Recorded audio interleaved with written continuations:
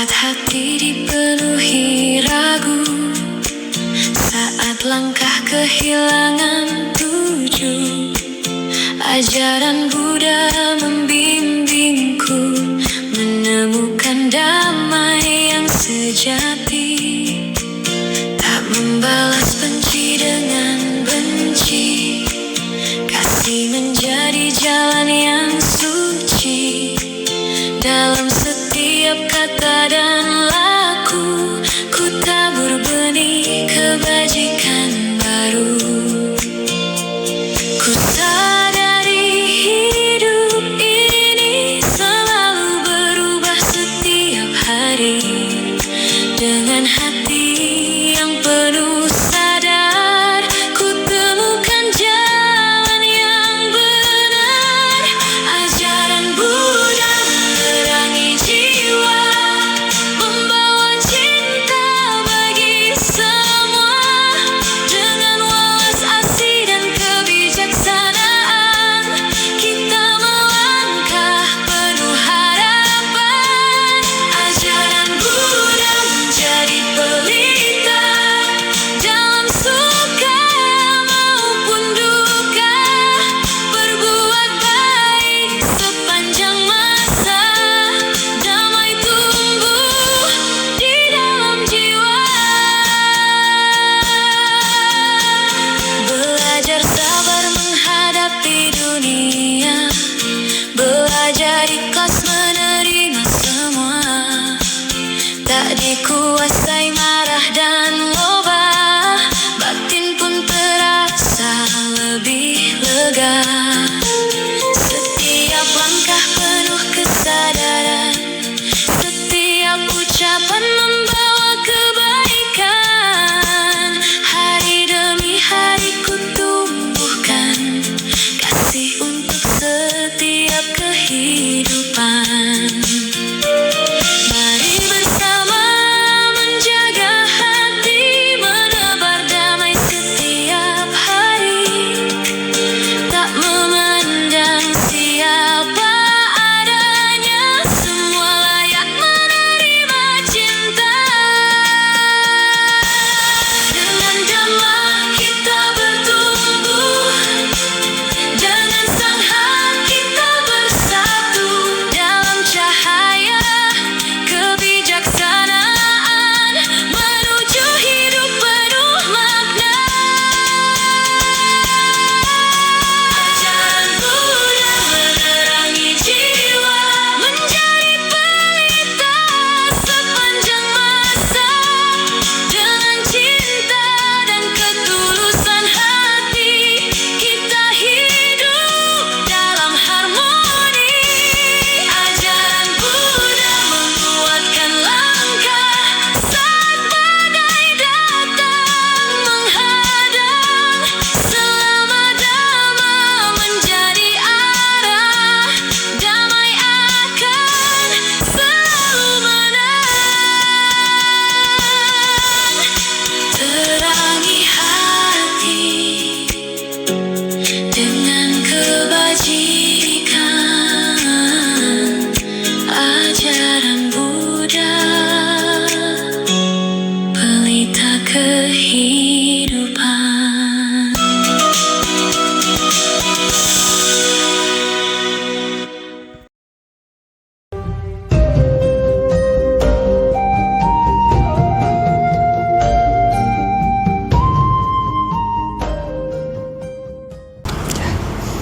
Pimpinan Puja Bakti yang saya hormati, pengurus Cetya Nuruda, ada hadir Rama Jimmy, ibu bapak, saudara-saudari yang hadir pada malam hari ini. Mari kita bersikap anjali.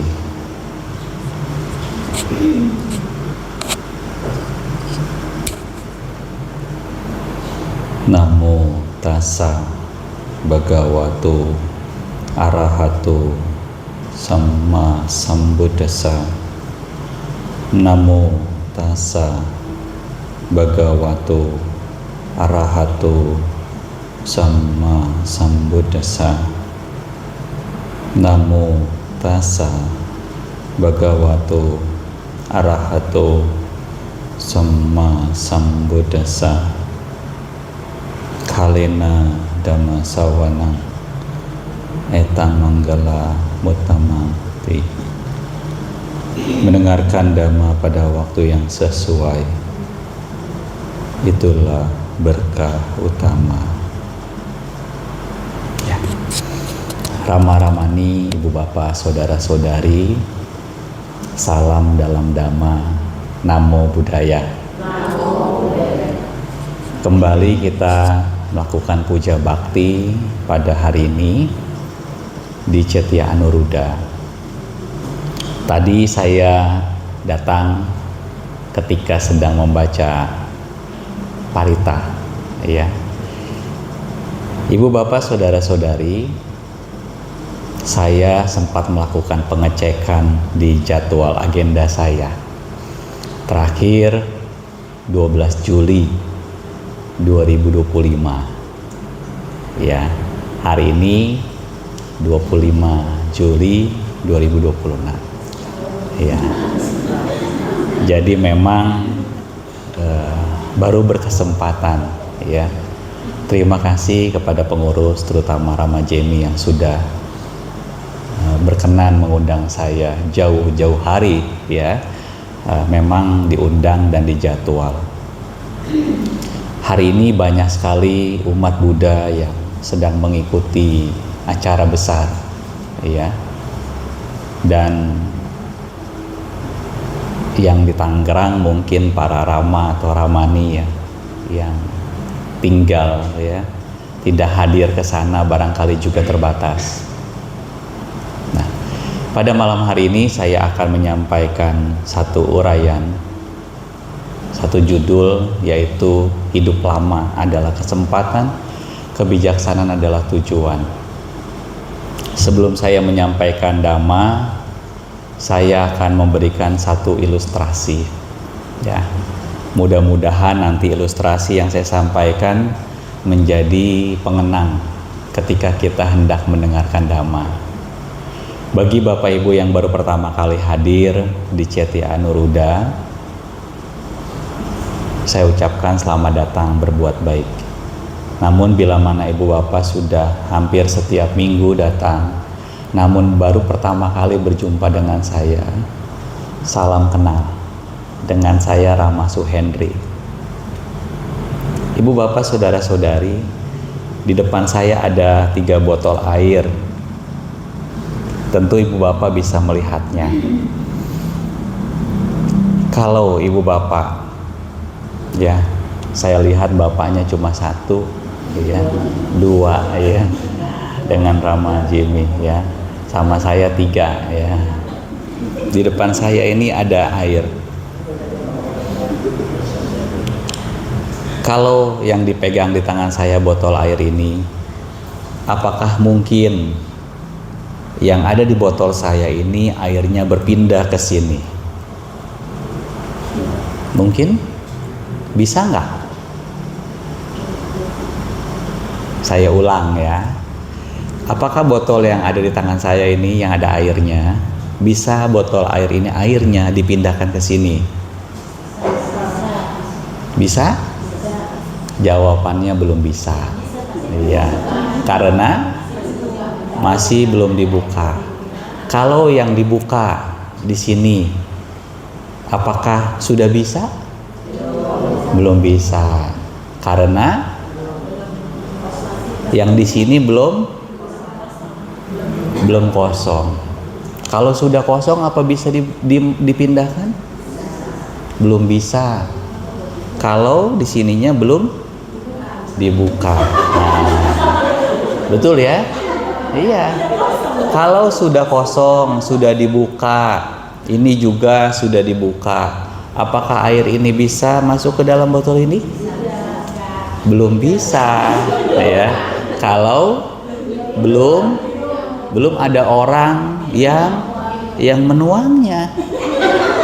Betul? Sama seperti Dhamma, Ibu dan Bapak, kita harus punya kondisi-kondisi yang baik ketika kita mau mendengarkan Dhamma. Ya. Artinya apa? Ibu bapak kalau seperti botol air ini, ibu bapak harus punya kondisi-kondisi yang baik. Jasmaninya baik, batinnya siap mendengarkan dhamma, penuh kerendahan hati, ya, punya perhatian. Itu namanya punya persiapan. Begitu juga dengan saya.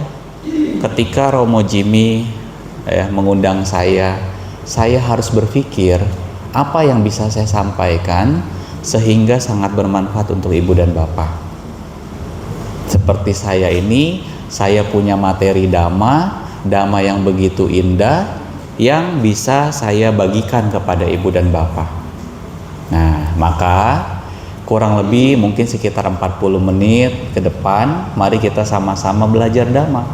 Ya, baik yang sekarang duduk atau mungkin yang lain kali mendengarkan, ya bisa sama-sama belajar dhamma. Ibu bapak saudara-saudari, hari ini judulnya hidup lama adalah kesempatan, kebijaksanaan adalah tujuan. Sesungguhnya ini dua judul yang bisa dibahas ya secara terpisah. Bisa membahas hidup lama dulu, namun bisa juga di lain kesempatan membahas tentang kebijaksanaan. Namun pada malam hari ini kita coba membahas keduanya secara umum. Nanti bila mana ada ibu bapak yang kurang mengerti, ibu bapak bisa ditanyakan seperti itu. Ya, kita mulai dengan sebuah gambar. Gambar yang saya sampaikan ini ibu bapak, ada gambar pohon besar sekali. Ya, pohon ini usianya sudah tidak lagi baru. Usianya mungkin sudah ratusan tahun. Pohon yang ratusan tahun ini tidak serta-merta tumbuh langsung besar. Tidak serta-merta langsung banyak cabangnya, banyak daunnya. Pohon ini butuh proses Bapak Ibu. Sehingga kalau pohon ini sudah besar, pohon ini bisa menjadi tempat yang teduh bagi siapapun yang ada di bawahnya. Begitu juga dengan dhamma ibu bapak. Dhamma yang kita ketahui ini bukan hanya sekedar kita ketahui, tetapi dhamma yang kita dapatkan pada malam hari ini maupun di waktu sebelumnya, hendaklah bukan hanya sekedar kita ketahui, tapi juga kita praktikkan. Setuju? Nah, sekarang kita lihat. Nah, ada sebuah pertanyaan Bapak Ibu. Siapakah yang kira-kira tahu orang tertua saat ini di dunia? Ya.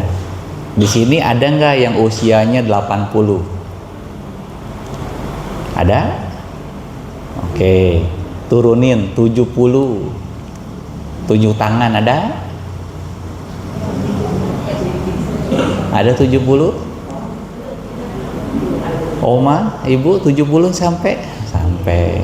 Iya, nggak apa-apa ya, jangan malu-malu. 70 berapa ibu? Umur saya 70 baru.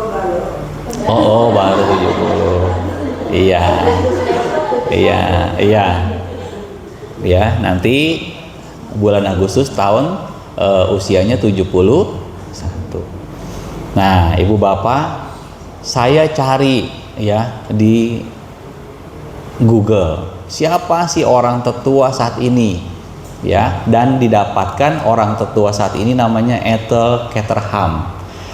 Orang tertua di Inggris sepanjang sejarah, menjadi orang tertua di dunia. Usianya tahun lalu 115, sekarang 2026 beliau usianya 116 dan masih hidup ceritanya. Ya. Ada nggak di sini yang mungkin di daerah dekat-dekat Cetia ini usianya nyampe 100? Ada?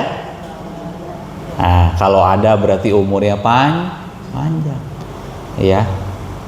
Ibu bapak saudara-saudari, apakah ada orang yang mau umurnya pendek? Nggak ada ya? Lalu saya ganti pertanyaannya, apakah ibu bapak mau umurnya panjang? Mau, tapi disertai dengan kesehatan, dengan kondisi yang sehat. Percuma bapak ibu kalau umurnya panjang tapi sakit, ya, menderita ibu bapak. Maka itu ya, dalam kehidupan modern saat ini Ibu Bapak, banyak orang berusaha hidup lebih lama. Ya, berusaha hidup lama itu supaya panjang umur. Ya, kalau ada ramuan mungkin dia minum ramuan, kalau misalnya dia harus olahraga, dia olahraga, ya. Mungkin kalau ada dokter yang bisa kasih cara umurnya supaya panjang, mungkin banyak orang yang menemui dokter itu. Nah, Ibu Bapak, namun dalam pandangan agama Buddha, hidup lama itu bukan tujuan akhir. Setuju? Ya. Dalam agama Buddha, hidup lama itu bukan tujuan akhir. Ya. Hidup bahagia, terbebas dari penderitaan, bahkan tidak lagi dilahirkan, itu adalah tujuan umat Buddha. Nah, Ibu Bapak, umur panjang hanyalah sebuah kesempatan untuk memperbaiki diri, menanam kebajikan, dan mengembangkan kebijaksanaan. Ada 3 poin penting Bapak Ibu ketika kita mau berupaya umur panjang. Dan buat apa umur panjang itu? Yang pertama adalah memperbaiki diri. Jangan sampai Ibu Bapak, kita usianya makin banyak, emang umurnya panjang, tetapi kita tidak suka memperbaiki diri. Bahkan di masyarakat ada yang suka mengatakan, ada orang tua makin jadi. Makin jadi apa Romo? Makin jadi gede ambeknya. Ada nggak yang begitu? Ada, ya. Dikit-dikit marah, dikit-dikit ngambek. Nah, hati-hati, ya. Saya bukan hendak menyinggung orang yang banyak umurnya, tetapi introspeksi, ya. Betul nggak begitu Ibu Bapak? Betul, ya. Ingat, kalau kita rajin ke wihara, rajin ke cetia, hendaknya hidup kita harus lebih baik dari sebelum-sebelumnya. Misal, tadinya kita punya banyak musuh. Dengan rajin ke cetia setiap minggu, musuh kita berkurang. Dengan rajin ke cetia, keserakahan kita berkurang. Dengan rajin ke cetia, kita makin banyak berbuat baik. Ya. Saya pernah juga menemukan Ibu Bapak, puja bakti mah puja bakti, tetapi marah mah jalan terus. Iya, ngejelekin orang terus, ya, mudah tersinggung terus, masih mudah tersinggung, ya. Bahkan ada yang pulang dari wihara yang punya kebiasaan sebagai pemarah, ya pemarah juga, ya. Ketemu suami di rumah, suami nanya malam amat, bisa marah nggak? Bisa. Padahal judulnya habis puja bakti, begitu. Nah, Ibu Bapak, ya, jangan, ini loh, ini bukan buat siapa-siapa, buat kita Ibu Bapak. Namanya juga introspeksi, memperbaiki kesalahan, ya. Kita bisa jadi orang bijaksana kalau kita tahu loh, kita ini kurang, kita ini salah loh, ya. Yang repot adalah udah tidak tahu salah, kita tidak bisa berubah, ya. Nah, Ibu Bapak, yang kedua adalah menanam kebajikan, dan yang ketiga adalah mengembangkan kebijaksanaan. Hidup lama adalah kesempatan. Artinya apa? Kalau kita sudah lahir jadi manusia Ibu Bapak, ya, menjadi manusia itu sebagai sesuatu yang sangat berharga. Nih, saya tanya nih, ibu yang baju biru, Bu, nah, yang baju biru, nah, iya, Bu, ya. Jadi manusia itu berharga enggak? Berharga, ya. Coba, Ibu Bapak nih, Ibu deh, saya tanya nih misalnya ya. Ini mah misalnya, Ibu ditanya nih, Ibu kalau ada 2 pilihan, lahir sebagai gajah di kerajaan, ya, sama lahir jadi manusia tapi kekurangan, Ibu pilih mana? Kalau harus memilih Bu, Ini mah tebak-tebakan, Bu. Ya, ya.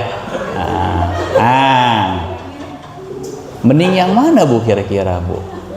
Kalau yang pertama jadi gajah di kerajaan, dikasih makan, dimandiin. Nah, nomor 2 jadi manusia tapi kekurangan, hidupnya susah. Mending mana, Bu?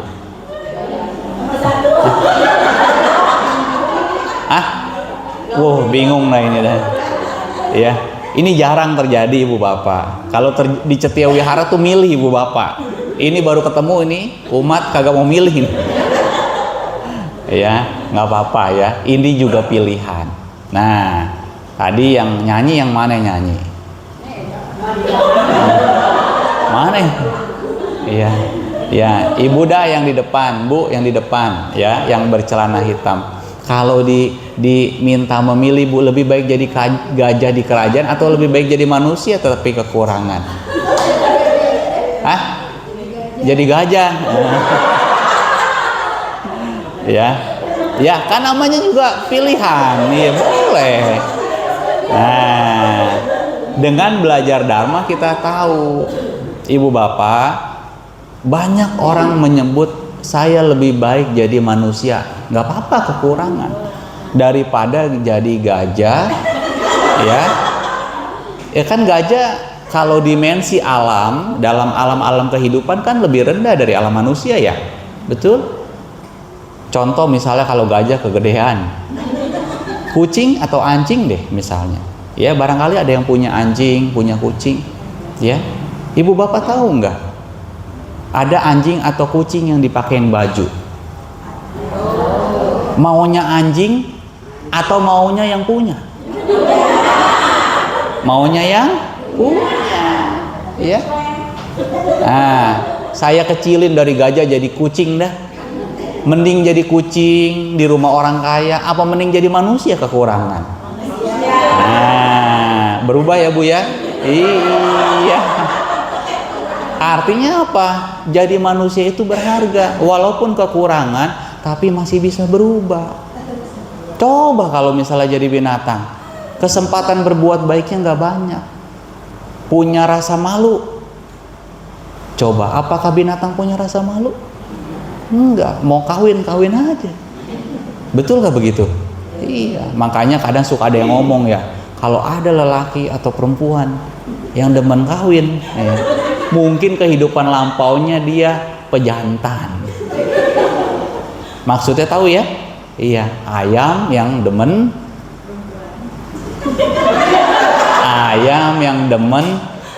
ya betina. Begitu kan? Coba kalau ayam kepengen kawin, dia pepet terus itu. Ya. Makanya perilaku kita nih, kalau ada di kehidupan masyarakat yang perilakunya menyimpang, mungkin dulu kehidupan lampaunya kita punya kebiasaan itu. Ya, maka itu Ibu Bapak, jadi manusia itu sangat berharga.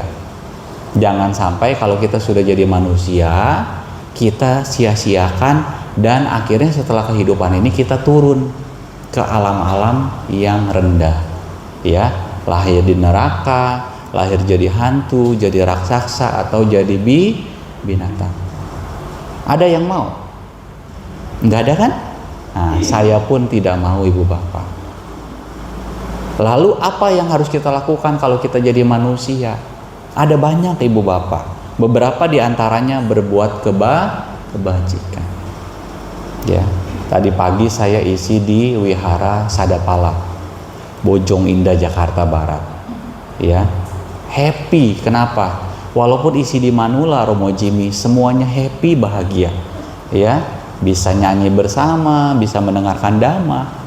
Dan para ibu-ibu yang sudah sepuh itu, mereka senang berbuat baik. Kita pun harus punya dorongan untuk berbuat kebajikan.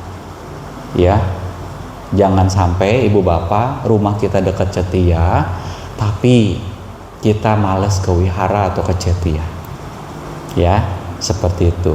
Kemudian kalau kita jadi manusia, hendaklah kita gunakan untuk memperbaiki kesalahan.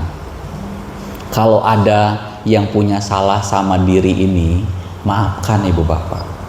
Kalau ada orang punya salah sama diri ini, maafkan.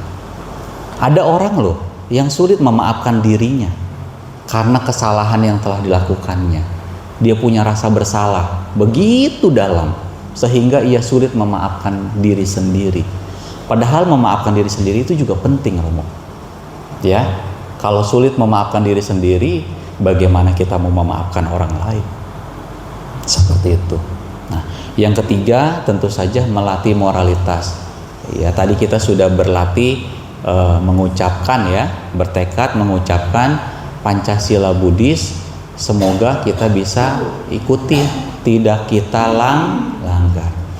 Yang keempat adalah mengembangkan batin serta menumbuhkan kebijaksanaan. Nah, ini akan saya kaitkan ibu bapak. Mengapa sih kebijaksanaan itu menjadi sebuah tujuan?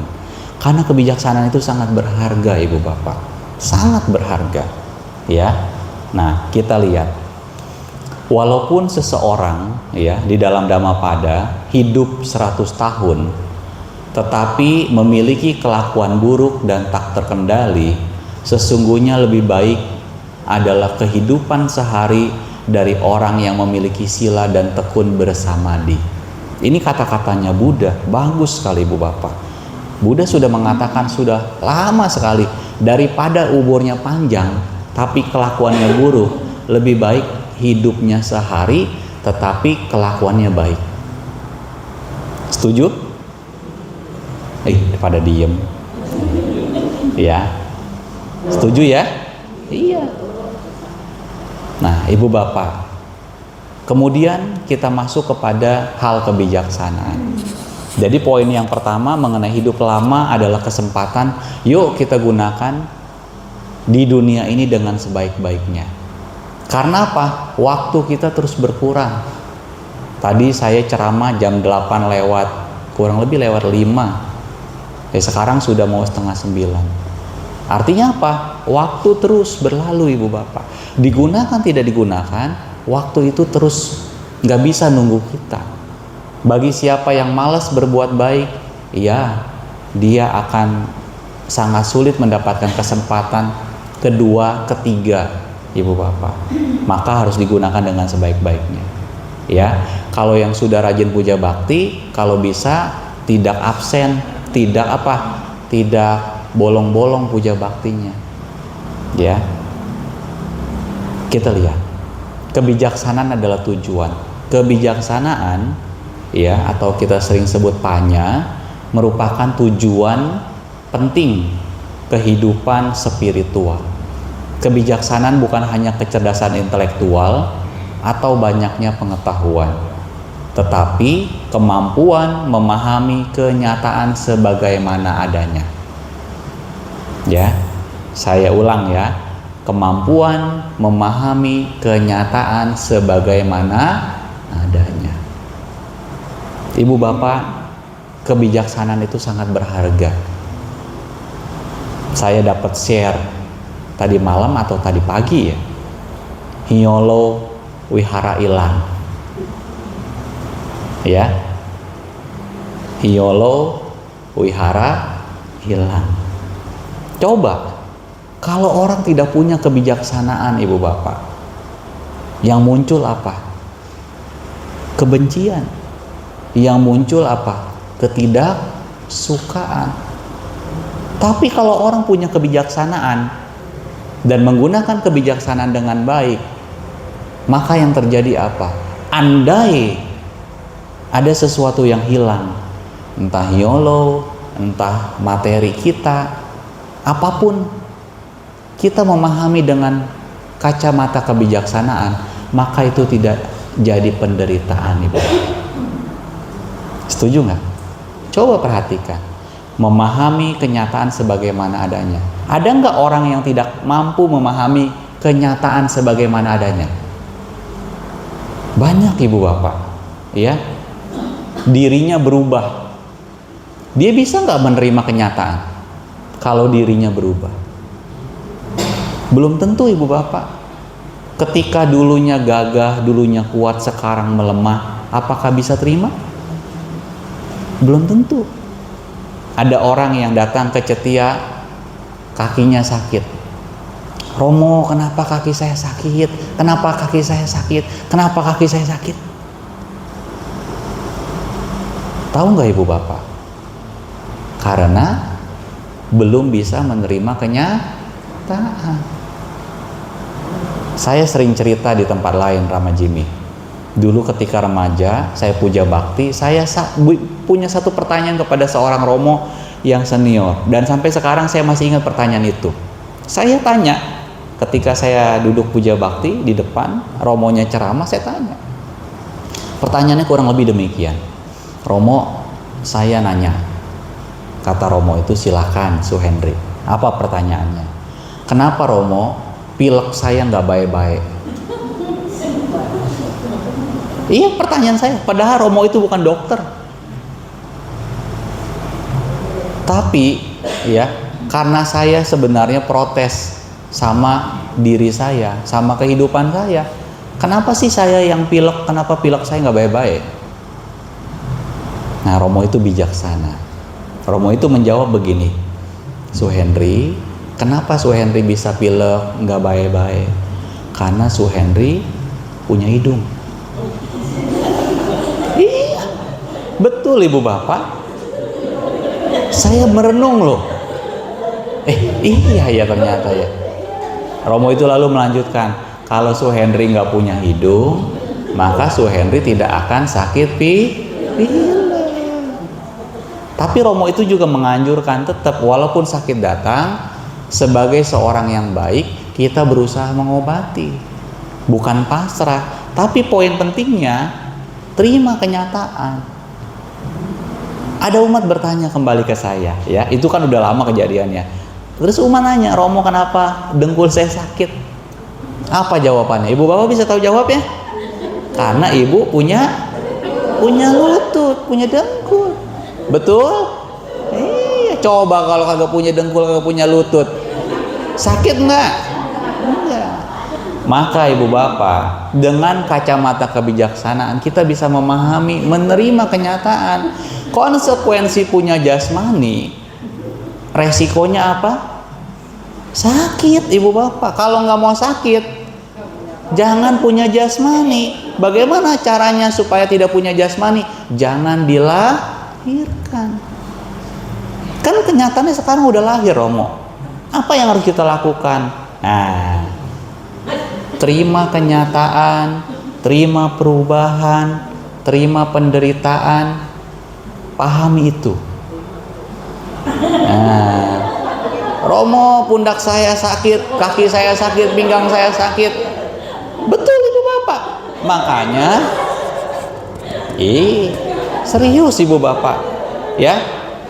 Ini dharma ibu bapak, bukan hal-hal yang mungkin kayaknya Romo bercanda. Enggak ibu bapak. Kita bisa sakit karena kita punya jasmani, ya. Tapi tetap kalau sudah kita terima, ya, kita terima kenyataan itu, kita juga harus cari solusi, ya, bukan pasrah. Romo itu kan sakit jasmani, Romo cerita pilek, dengkul, pundak. Sekarang kalau batin bagaimana? Ya, contoh, ya, orang tidak bisa terima kenyataan dari dipuji-puji kemudian dilupakan. Bisa nggak? Bisa. Orang, ya, bertemu dengan orang yang tidak disukai, itu kenyataan, ya. Ada orang ya, awal-awal pacaran senang, ya kan? Terus udah lama menikah jadi bosen. Bisa nggak begitu? Bisa. Terus pacarnya mungkin ya tadinya hangat jadi anyep. Bisa nggak begitu? Kalau enggak terima kenyataan, dia protes. Ya, kenapa sih kamu nggak romantis? Kenapa setelah saya pegang kamu kayaknya takut gitu kan? Ada nggak yang begitu? Ada. Ya, saya juga kalau ceramah suka saya tanya, Cim, ya ada nih orang yang umurnya udah 80. Cim, pasangannya masih ada? Ada. Puja bakti? Kagak, gitu kan? Ya, terus gimana Cim? Masih romantis, masih hangat? tadi ya? Anyep. Oh begitu Cim? Ya, dingin maksudnya. Iyalah. Udah bukan seperti dulu kata dia. Iya. Dulu mah ya mau tidur ditungguin. Udah kamu tidur duluan. Sampai tidur istrinya. Ya. Sekarang mah masing-masing. Ya. Tidur masing-masing. Tempatnya beda-beda. Ada yang begitu? Ada. Nggak kurang-kurang. Ya. Nikah waktu awal mah sekamar berdua, seranjang berdua. Udah nih, udah punya anak, udah punya cucu. Kamu di sono aja. Saya di sini. Ada yang begitu? Ada ya. Gitu. Makanya ya, bagi yang sudah lanjut usia ya, tetap kita harus harmonis, harus romantis. Romo mah berlebihan. Enggak ibu bapak. Ya. Bahagia itu juga harus ditumbuhkan. Ya, sama pasangan. Jangan sampai lupa. Kapan terakhir kali pegangan tangan? Cim, yang umurnya 70 masih ada apa kagak? Pasangannya udah nggak ada, udah lulus Cim. Udah lulus, iya. Nih, yang baju biru dah. Masih ada nggak? Nggak ada juga. Salah nanya saya. Banyak yang udah janda berarti di sini. Woi, coba sebentar saya lihat yang kira-kira masih ada nih ya. Nih, yang celana hitam mungkin masih ada. Masih ada? Ada. Oke. Kapan terakhir pegangan tangan? Kapan? Lupa, saking lamanya. Coba ya bu bapak nih, abis pulang kebaktian ya, boleh nggak saya pegang tangan kamu gitu kan? Boleh ya, emang sama siapa gitu kan? Nggak apa-apa ya, namanya juga hubungan ya, suami istri, keluarga, betul? Iya ya. Nah ibu bapak, kemampuan memahami kenyataan sebagaimana adanya penting buat kehidupan kita. Suatu hari ibu bapak, kalau kena musibah, kalau kena masalah, ingat dhamma. Kadang ada orang Rama Jimmy lupa kalau kena masalah, kena musibah, lupa sama dhamma. Ya, panik ibu bapak. Makanya dengan dhamma ini sebagai obat dan solusi kehidupan kita. Ya. Orang bijaksana itu mampu membedakan beberapa hal. Yang pertama, dia mampu membedakan mana yang baik, mana yang buruk. Itu orang bijaksana tuh, mana yang baik, mana yang buruk dia tahu. Terus mana yang bermanfaat dan mana yang tidak bermanfaat dia tahu. Mana yang bisa membawa jalan menuju penderitaan dan jalan menuju kebahagiaan dia pun tahu. Serta dia mempraktikkan yang baik, yang bermanfaat dan jalan menuju kebahagiaan. Orang yang tidak bijaksana ibu bapak, dia nggak tahu mana yang baik, mana yang tidak baik. Kalaupun dia tahu mana yang baik, mana yang tidak baik, dia tetap melakukan yang buruk ibu bapak, tidak melakukan yang baik. Ada yang begitu? Ada, udah tahu salah, tapi masih dilakukan. Ya, banyak ibu bapak. Ya, dulu sekali Romo Jimmy, saya pernah ya mau datang ke satu cetia. Cetianya itu di ujung. Kalau kita mau ke situ, ya harus lewat rumah orang. 4 rumah sebelum cetia, ibu bapak tahu nggak? Ya, saya jalan. Sebelum cetia yang di ujung itu ada rumah keempat sebelumnya, kan ngejejer. Rumah keempat itu lagi pada ngumpul, bikin meja. Iya. Pas kebetulan saya lewat, saya ngelihat kan, umat, selamat malam Romo. Ditunda iklan karena ada saya lewat. Iya malam bu, gitu kan. Lanjut lagi nggak? Lanjut. Ya, tahu lanjut apa? Itu digitu-gitu diusap-usap emang. Ya, Pemirsa nggak tahu tuh, ya. Yang di sini doang yang tahu. Ada nggak yang begitu? Ada. Nah, iya, saya nggak tahu ya. Nah, ibu bapak, ada orang yang puja bakti tetap puja bakti, main ibu bapak. Nah, di situ belum bijaksana. Jadi bagaimana? Ya, kita harus ubah ibu bapak. Perilaku-perilaku yang buruk, yang tidak baik, kita harus tinggalkan. Ya, kita harus punya rasa malu ibu bapak. Malu berbuat jahat dan takut akan akibat perbuatan jahat. Kebijaksanaan bisa muncul seperti itu, ya. Nah, ibu bapak, kemudian ibu bapak dengan kebijaksanaan ini sebenarnya ya bisa memutus, bisa meredakan, bisa melenyapkan yang namanya ketidaktahuan, yang dalam bahasa Pali sering disebut awija. Apa ibu bapak? Awija, ketidaktahuan. Maka kebijaksanaan itu penting ibu bapak. Harta bisa hilang, tapi kalau kebijaksanaan hilang, repot ibu bapak. Contoh ya, nih hiolo misalnya ya. Ini saya ulang hiolo nih ya. Kalau hiolo hilang, orang tidak bijaksana apa yang terjadi? Marah. Orang tidak bijaksana apa yang terjadi? Jengkel. Orang bijaksana apa yang terjadi? Ya. Pasti menyalahkan. Tapi kalau orang bijaksana, ya bukan berarti pasrah. Budi buka pintu selebar-lebarnya, silakan. Itu namanya bukan orang bijaksana. Orang bijaksana, kalaupun hilang, dia berpikir bagaimana caranya supaya ada lagi dengan cara-cara yang baik. Betul? Iya. Tapi jangan dipraktekkan kalau suami hilang. Iya.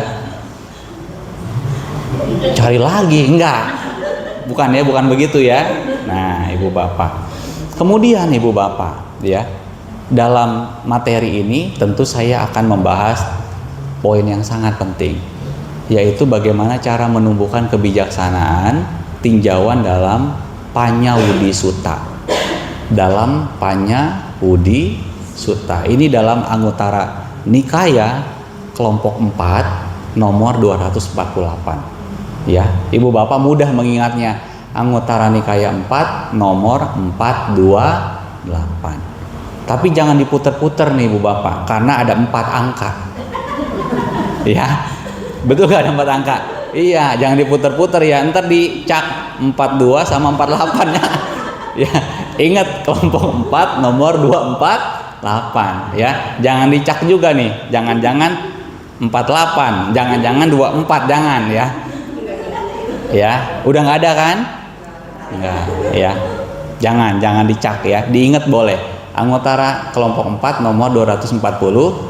Jadi Buddha menjelaskan kepada para siswa, kalau ingin bijaksana, kalau ingin menumbuhkan kebijaksanaan ada 4 caranya. Yang pertama adalah berusahalah Bapak Ibu bergaul dengan orang-orang yang baik. Berusahalah bergaul dengan orang-orang yang bajik Ibu Bapak. Kalau kita bergaul sama orang baik, maka kesempatan jadi orang bijaksana itu besar. Setuju? Bagaimana caranya supaya bergaul dengan orang baik, dengan orang bajik? Salah satunya dengan datang puja bakti. Ibu bapak bisa bertemu dengan para biku, ibu bapak bisa bertemu dengan Romo Pandita, ibu bapak bisa bertemu dengan orang-orang yang suka berbuat baik. Kalau orang yang suka berbuat jahat, dia mau datang puja bakti nggak? Rasanya susah ibu bapak. Karena apa? Karena orang yang tidak baik sukanya berbuat jahat. Orang yang tidak suka kewihara sukanya berbuat yang tidak baik. Makanya hati-hati. Bergaulah dengan orang-orang yang baik, dengan orang-orang yang bajik. Ya. Nah, yang kedua adalah ibu bapak kalau mau bijaksana berusahalah banyak mendengarkan dhamma. Ya. Maka saya pesan kepada pengurus, ya sebisa mungkin kalau puja bakti hadirkan penceramah. Jangan sampai tidak ada pembabaran dhamma, karena pembabaran dhamma itu penting.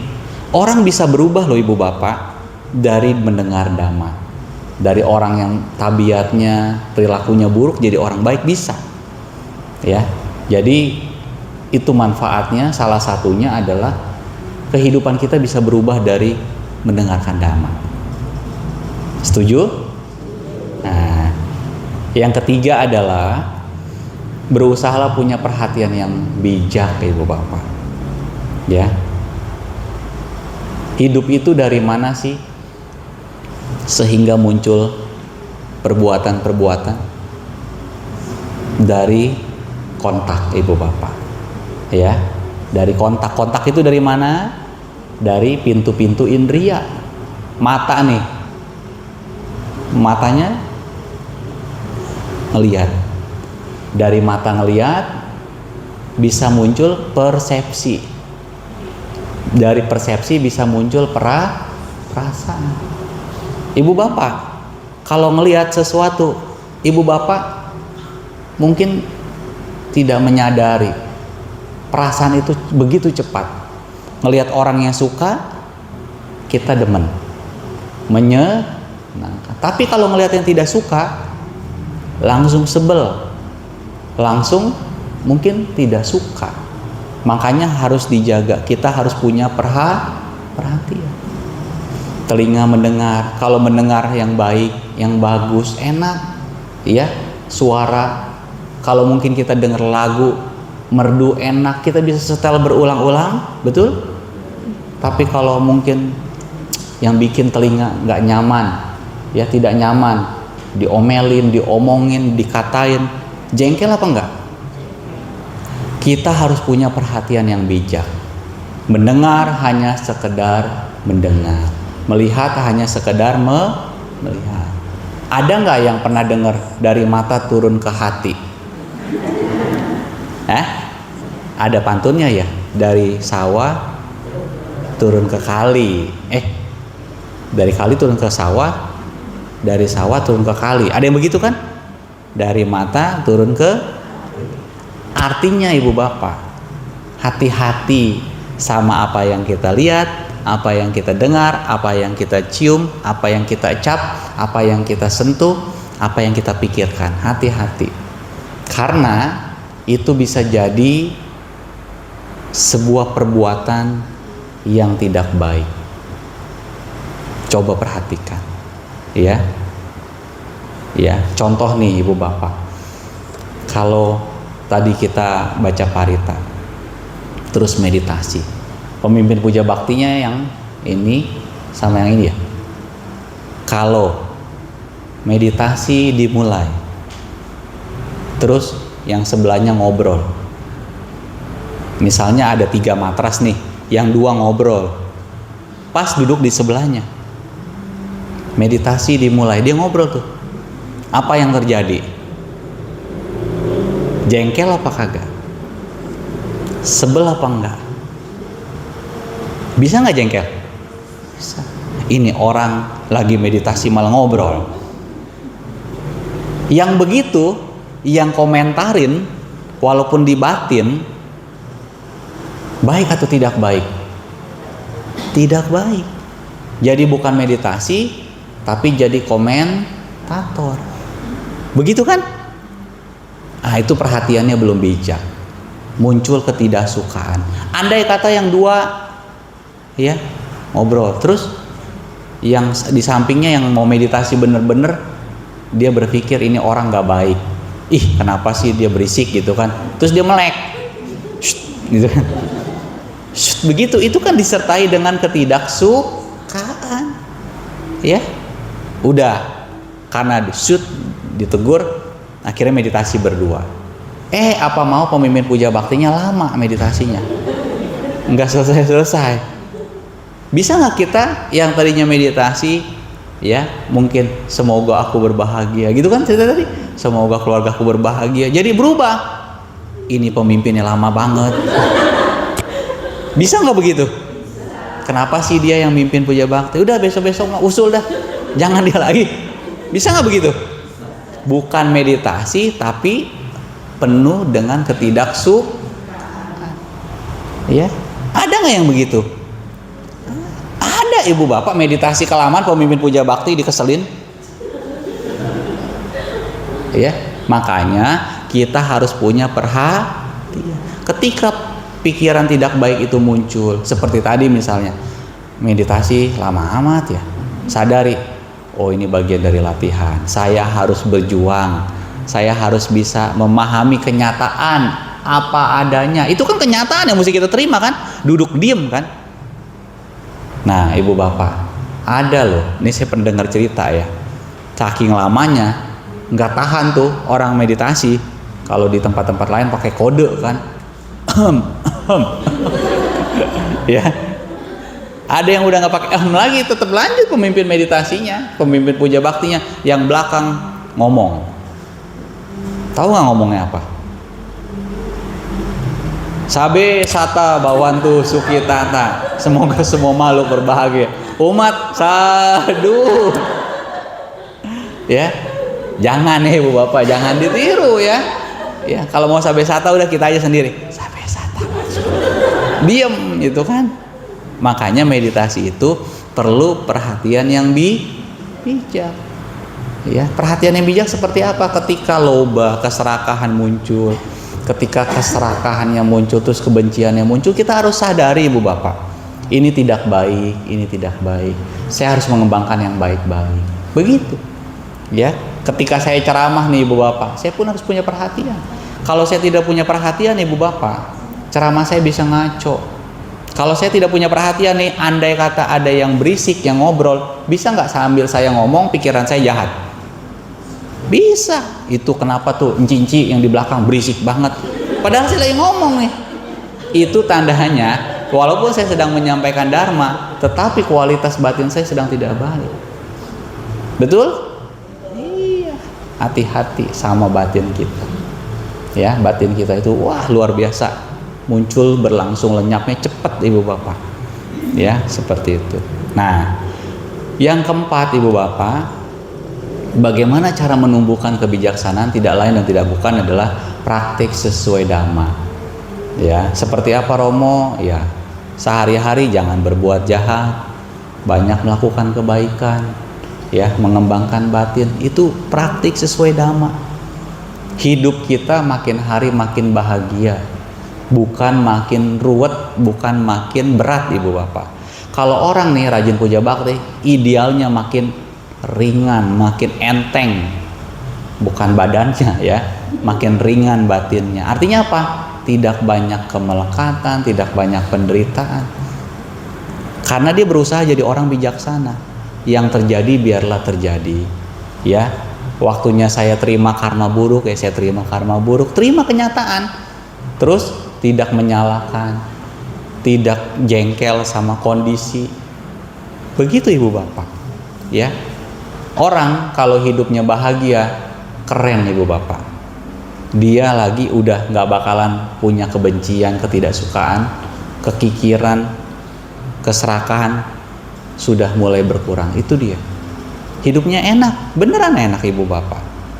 Ya, contoh misalnya ya, memang harta itu penting, materi itu penting nggak? Penting, tetapi nggak semua tentang materi. Ya, salah satunya apa? Ya, salah satunya adalah bagaimana kita bisa hidup bahagia. Setuju? Iya, ya. Ibu bapak pernah nggak berpikir kenapa saya harus berbuat baik? Pernah nggak? Pernah kali ya. Kenapa saya harus berdana tuh, dana paramita, ya kan? Kenapa saya harus banyak membantu orang? Karena sesungguhnya ibu bapak, di level yang dasar, kebajikan itu memang perlu dilakukan. Karena kita hidup ini dari hasil kebajikan. Kita jadi manusia itu karena kita punya karma baik, timbunan karma baik yang banyak ibu bapak. Kalau timbunan karma baik yang banyak itu kita habiskan, kita tidak kembali menanam yang baik, benar-benar akan habis. Tapi kalau timbunan karma baik kita banyak ibu bapak, setelah kehidupan ini kita tidak perlu khawatir. Andai belum mencapai kesucian, hidup kita tidak kekurangan. Setuju? Iya, nggak kekurangan ibu bapak. Ya, nah saya akan akhiri dengan sebuah cerita tentang betapa hidup ini harus kita upayakan sebaik-baiknya supaya muncul kebijaksanaan. Ya, ini saya dapatkan dari cerita Bante Abhijato, menginspirasi sekali bapak ibu. Ya, kalau Bante Abhijatonya mendengar juga ya, semogalah bisa mengingatkan bahwa hidup itu harus penuh kasih sayang. Ya, nggak cuek ibu bapak. Ya, jadi kurang lebih ceritanya demikian. Ada suami istri, ya, satu keluarga lah, suami istri sama anak. Mereka hidupnya baik-baik sampai satu ketika cicinya dari si lelaki ini, suaminya, datang ke rumahnya.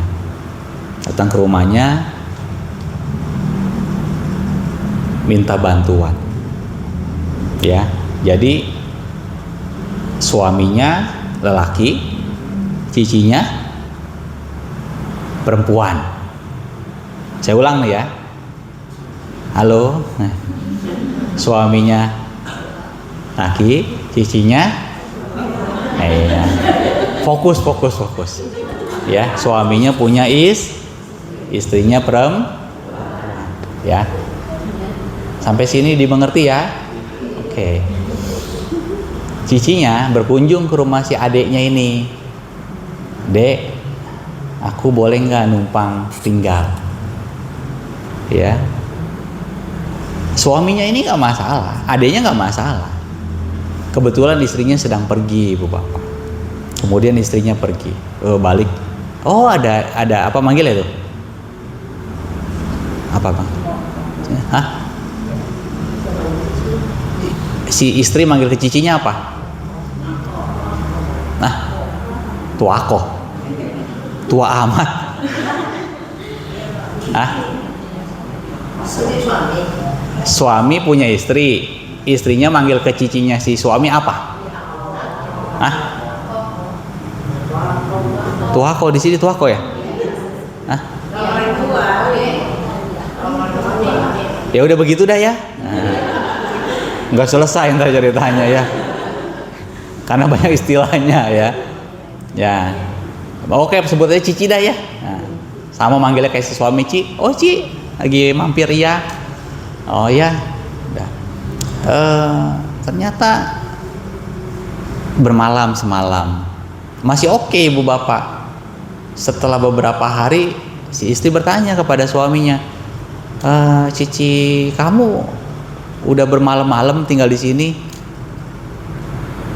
Emang mau sampai kapan? Digituin.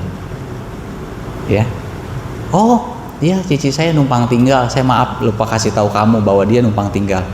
Sampai berapa lama? Ya sampai kita teruslah, kata dia. Marah nggak ibu bapak? Orang yang nggak mengerti dhamma, orang yang mungkin ya tidak memahami dhamma, ya tidak punya pandangan kebijaksanaan, ya marah ibu bapak. Banyak nggak di masyarakat yang begitu? Banyak. Cicinya tinggal, istrinya tidak suka, sampai istrinya marah sama si cicinya ini. Kamu kenapa sih tinggal di sini lama-lama? Emang nggak ada keluarga lain, katanya? Ya, diomelin sampai kedengeran si suami. Pas si suami pulang kerja, mereka lagi berselisih. Kata suaminya, udah jangan ribut, malu. Udah. Istrinya marah sama suaminya juga. Nggak mau saya begini, katanya. Nggak mau, pokoknya dia harus keluar. Udah gituin. Nah, si suaminya menjelaskan, istriku, kenapa sih kamu marah sama cici saya gitu kan, sama si cici gitu kan? Iya, emang gak ada keluarga lain gitu ya? Nah, tahu nggak istriku, kenapa saya mau menampung cici saya? Nggak tahu, dia bilang.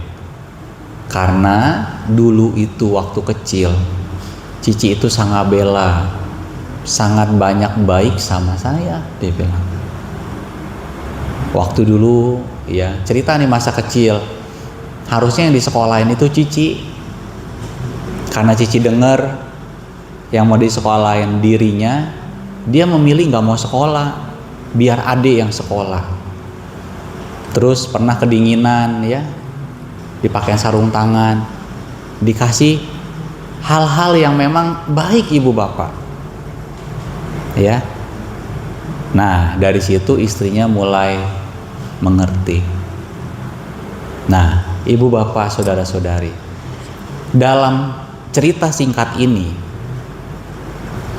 dhamma itu bukan hanya kita ketahui, tapi dhamma juga harus kita praktikkan.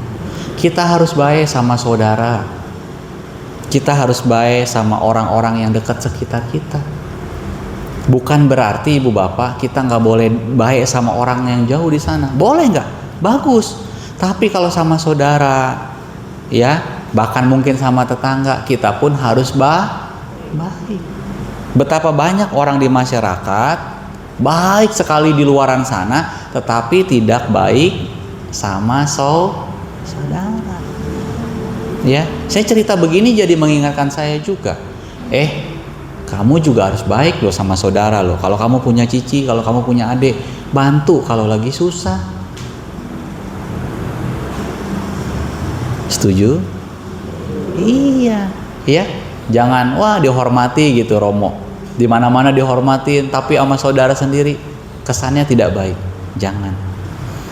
Kasih sayang itu penting ibu bapak. Bukan cuman kita pikirkan, tapi kita juga praktekkan melalui ucapan dan tindakan. Ya, itulah salah satu praktik dhamma yang bisa saya bagikan melalui cerita itu. Sayang sama keluarga itu penting nggak? Penting ibu bapak. Ya, sayang sama mantu, sama cucu, penting ibu bapak.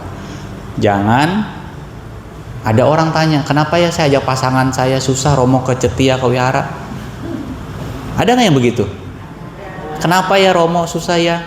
Bisa jadi ibu bapak, mereka yang belum datang ke Cetia atau ke wihara itu belum yakin. Betul nggak? Yakin bukan yakin sama ajaran Buddha, yakin sama yang ngajak. Coba kalau kita yang ngajak nih jadi baik, pasangan kita juga mungkin mikir ibu bapak, oh iya nih, ini karena ke wihara, karena ke Cetia nih dia jadi orang baik, ya udahlah saya mau ikut. Tapi kalau misalnya dia belum mau ke Cetia ke wihara, bisa jadi salah satunya kitanya masih berperilaku buruk ibu bapak. Maka cara yang baik adalah kalau mau ngajak pasangan, ajak anggota keluarga, nih kitanya tunjukkan kita orang baik. Bukan pura-pura baik, tapi benar-benar berusaha jadi orang baik. Terima kasih, selamat malam, Namo Buddhaya.